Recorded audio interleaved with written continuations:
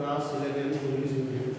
Today in your online class subject physics, your chapter is motion in a straight line chapter में है, जिसमें today is your topic on this chapter straight motion in a straight line में जो topic है आपका relative velocity, relative velocity. ठीक है, तो relative velocity क्या है, थोड़ा सा एग्जाम्पल से आप समझेंगे तो ज़्यादा समझ में आएगा. फिर डिफिनेशन तो इजी चीज़ है, लेकिन हम इसको समझेंगे तो through definition. So here when two objects move in a straight line, their motion are compared in terms of the relative velocity. If two bodies motion are in straight line, they are moving in same direction or they are moving in opposite direction. They are moving in same velocity, they are moving in different velocity. So we can compare of their motion, of their traveling distance in a particular time. So this comparison is the motion or compare in terms of the relative velocity के term में हम उसको differentiate कर सकते हैं. So here suppose you are sitting in moving train A and another train B moving in the same direction. A और B दो train हैं जो एक ही डायरेक्शन में जा रहे हैं. ठीक है, अब होता क्या है, train A and another train B moving in the same direction on a parallel train. दोनों ट्रेन जो है पैरेलल है, train crosses your train. It implies that the train B is moving faster than the train A. Means क्या है कि यदि train B आगे निकल जाती है क्रॉस करके तो ट्रेन बी जो है फास्टर है ट्रेन ए से. सो आप थोड़ा समझे ना, एग्जांपल विशेष रूप से ध्यान देना है कि सपोज कीजिए कि ये ट्रेन ए है,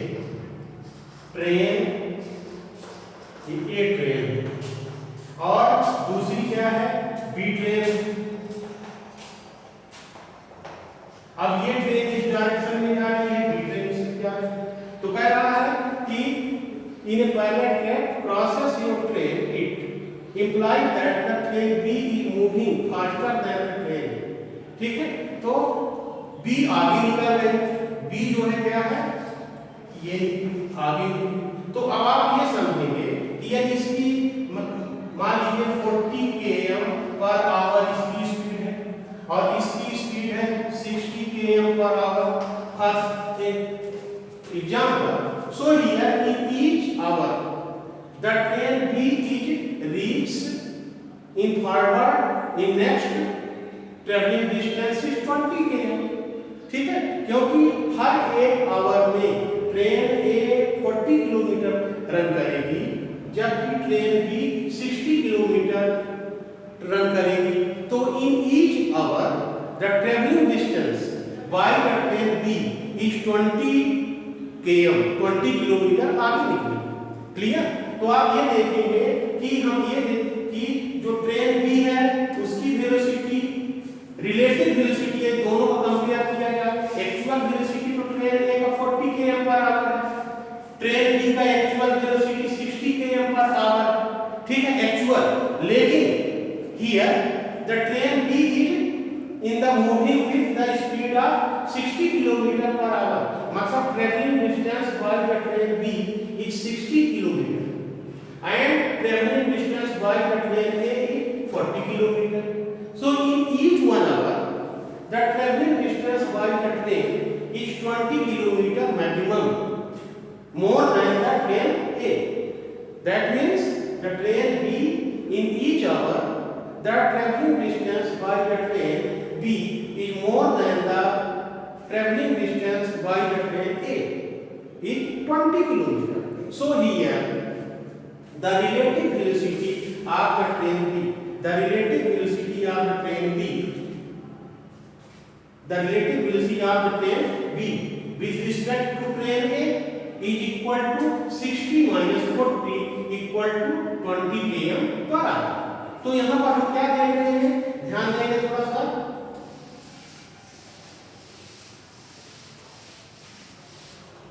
कि ये ट्रेन ए है, ये 1 आवर में किलोमीटर डिस्टेंस ट्रेवल किए इतना। और ये बी ट्रेन है जो यहां से दोनों चालू किए, ये चला कितना 60, ये 60 km चला इन 1 आवर। तो 1 घंटे में ट्रेन भी 60 किलोमीटर और ट्रेन में 40 किलोमीटर। तो इन हर सेकंड में, in each second, in each hour the travelling distance by the train B 20 kilometre more than the train A. So here the relative velocity of train B, the relative velocity of train B with respect to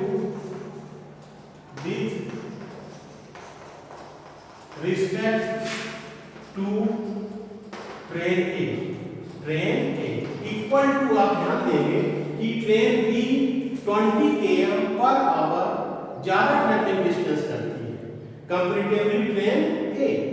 so 20 km per hour इसका relative velocity हुआ with respect to train A। So here तो with the respect to train A equal to the velocity of train B minus the velocity of train A। मतलब हम क्या करेंगे कि train B के velocity में train A की velocity को माइनस करेंगे। तो this is equal to 60 minus 40 equal to 20 km per hour. ये relative velocity of train B with respect to A। आप एक जनरल आप अनुभव की बात है, आप समझेंगे कि जैसे हम रोड में जा रहे हैं, हम 40 km पर आवर से हमारी स्पीड है, एक दूसरी और गाड़ी है जो 60 km पर आवर से, तो 1 घंटे में 60 किलोमीटर तय कर रही है, डिस्टेंस ट्रेवल कर रही है, हम 40 कर रहे हैं, तो हमसे जो है हर 1 घंटे में 20 किलोमीटर वो आगे हो जाए, ठीक है, दूसरी गाड़ी। तो उसकी वेलोसिटी हमारी रिस्पेक्ट में क्या होगी 60 minus 40, क्योंकि उसका वो 1 घंटे में 60 किलोमीटर चल रहा है, हम 40 किलोमीटर चल रहे हैं, वो हमसे हर 1 घंटे में 20 किलोमीटर ज्यादा ट्रेवल करती है, ठीक है।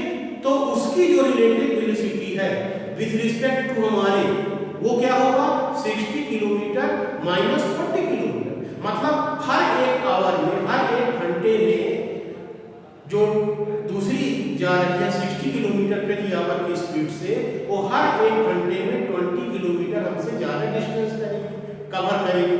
तो 1 आवर में 20 किलोमीटर डिस्टेंस करेगी, 2 आवर में 40 किलोमीटर डिस्टेंस ट्रेवल करेगी, ठीक है। 3 आवर्स में 60 किलोमीटर करेगी। That means in each hours the travelling distance by the train B is more than the train A is 20 kilometer per hour.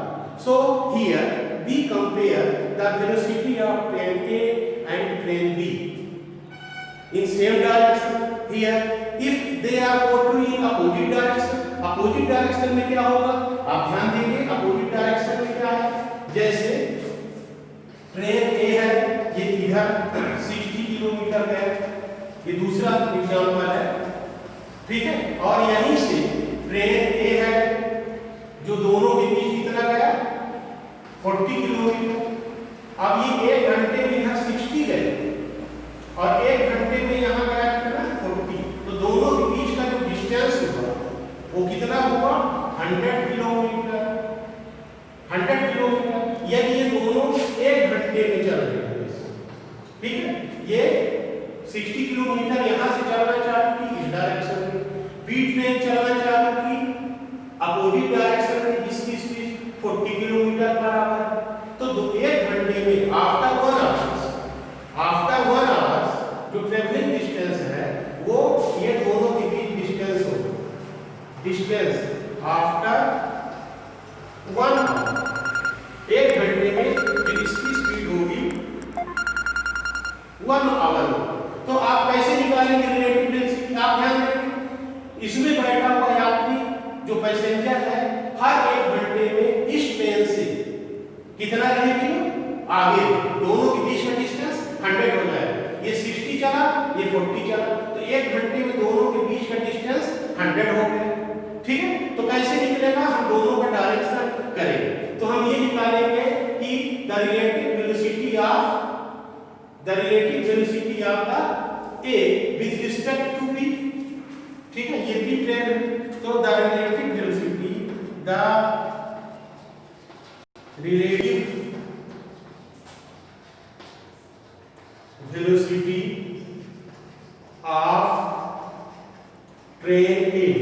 with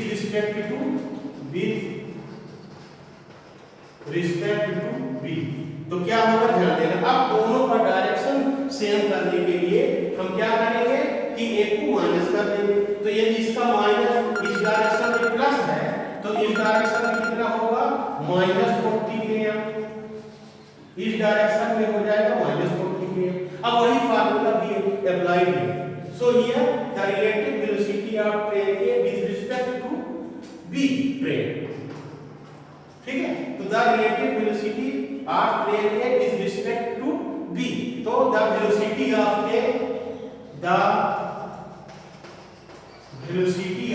A minus जिसके respect में है उसी का माइनस करना है, याद रखना है। तो विद रिस्पेक्ट टू बी, तो द वेलोसिटी ऑफ बी, तो दैट इज कितना आया 60। और हियर अब आप ध्यान देंगे ये फार्मूला मेरा फ्लैट तक किए थे जब दोनों moving are in same direction, but here in opposite direction में दोनों कर रहे हैं। तो हमने 40 km पर आवर इसको प्लस में लिए हैं, तो इसके वेलोसिटी के डायरेक्शन को हम अपोजिट कर दिए, तो विद माइनस साइन, यहां minus sign indicate only in opposite direction. So here -40। अब this is equal to 60 plus 40 equal to 100 km per hour. अब आपने पहले बता दिया था ना कि एक ट्रेन है जो 60 किलोमीटर इधर जा रही है, दूसरी ट्रेन 40 किलोमीटर पर आवर से अपोजिट डायरेक्शन में जा रही है।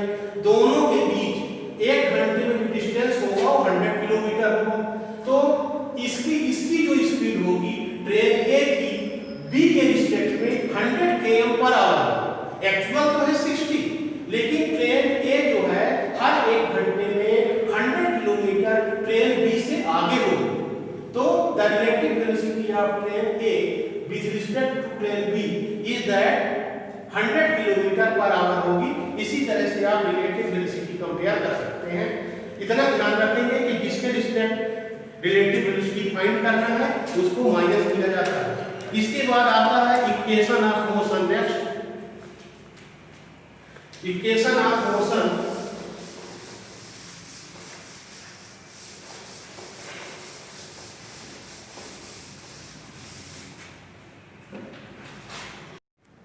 here now next topic is your equation of motion. You know in 9th earlier class 3 equation of motion.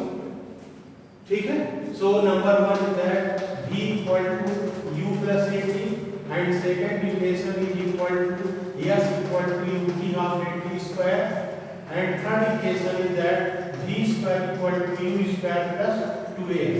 You know in earlier class 9 you have studied this equation of motion v equal to u plus at and s equal to ut plus half at square and third equation is that v square equal to u square plus 2s.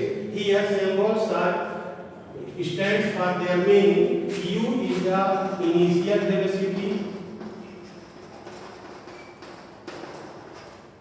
a is the acceleration, v is the terminal velocity or final velocity, s is the traveling distance,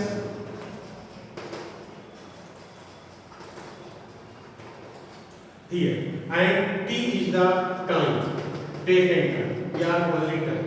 So in first equation we have to prove number 1 prove इसमें लिखना है let any body moving with initial velocity u, let any body be moving with initial velocity u after t second their final velocity will be v, where acting acceleration is a.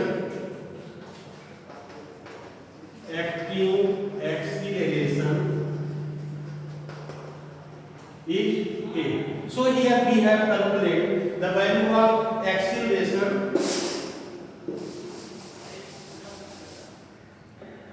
So we know acceleration equal to change in velocity upon time. So here it is denoted by a change in velocity, final velocity v minus initial velocity u upon taken time t. So v minus u equal to at, then v equal to u plus at. It is your first equation आप देखो, ठीक है। अब you have calculated the value of numerical problem. Here four variables v, u, a and t. If any three values are known, then you can find fourth value आप with the help of this equation. Correct. Next आपको second equation x equal to ut half h square आप try करेंगे और हम next video आपको और बताएंगे। Thank you.